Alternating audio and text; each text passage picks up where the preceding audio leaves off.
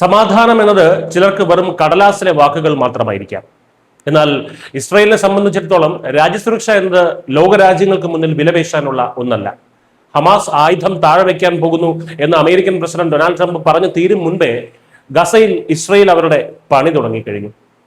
അമേരിക്കയുടെ നേതൃത്വത്തിൽ ഉണ്ടാക്കി എന്ന് പറയപ്പെടുന്ന നിരായുധീകരണ കരാറുകളൊന്നും മുഖവിലക്കെടുക്കാതെ വെള്ളിയാഴ്ച രാത്രിയും മധ്യ ഗാസയിൽ ഇസ്രായേൽ കനത്ത ആക്രമണമാണ് അഴിച്ചുവിട്ടത്. സാധാരണക്കാരോട് സുരക്ഷിത സ്ഥാനങ്ങളിലേക്ക് ഒഴിഞ്ഞു പോകാൻ കൃത്യമായിട്ടുള്ള മുന്നറിയിപ്പ് നൽകിയ ശേഷമായിരുന്നു ഈ മിന്നൽ ആക്രമണം നടന്നത്. കൈറോയിൽ നടന്ന മധ്യസ്ഥ ചർച്ചകളിൽ ഘട്ടം ഘട്ടമായി ആയുധം താഴെ വയ്ക്കാമെന്ന അമേരിക്കൻ നിർദ്ദേശം ഹമാസ് വൃത്തങ്ങൾ അംഗീകരിച്ചിരുന്നു. എന്നാൽ ഈ കള്ളക്കളികൾക്ക് നിന്നുകൊടുക്കാൻ ഇസ്രായേൽ തയ്യാറല്ല.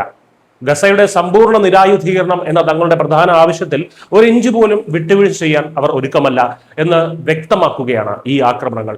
ഗസയിൽ ബോർഡ് ഓഫ് പീസിന്റെ നേതൃത്വത്തിൽ പുതിയൊരു സർക്കാർ കൊണ്ടുവരാൻ ലക്ഷ്യമിട്ടിട്ടുള്ള ഡൊണാൾഡ് ട്രംപിന്റെ 20 ദിന സമാധാന കരാറിന്റെ രണ്ടാം ഘട്ടമാണിത്.